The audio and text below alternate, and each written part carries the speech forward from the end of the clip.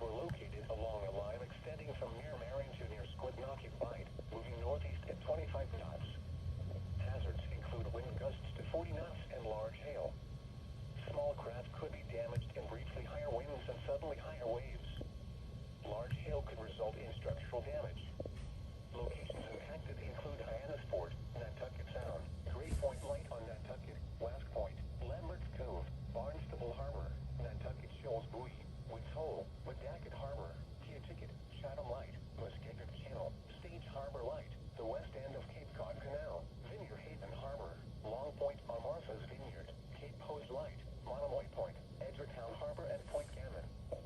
Boaters should seek safe harbor immediately until these storms pass. Wind gusts to 40 knots, large hail, high waves, dangerous lightning, and heavy rain are possible with these storms. Frequent lightning is occurring with these storms. If caught on the open water, stay below deck if possible. Keep away from ungrounded metal objects.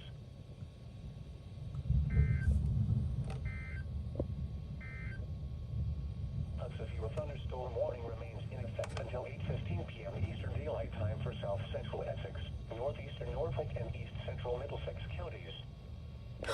Whoa.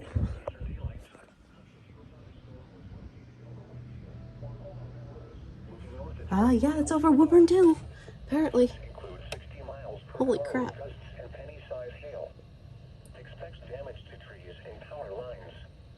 Locations impacted include Boston, Cambridge, Quincy, Lynn, Somerdale, Malden, Medford, Weymouth, Revere, Peabody, Arlington, Everett, Salem, Billerica, Beverly, Woburn, Chelsea, Watertown, Tewksbury, and Melrose. A strong thunderstorm will impact portions of... I missed that alert earlier, but hell, I think I'm going to be getting more.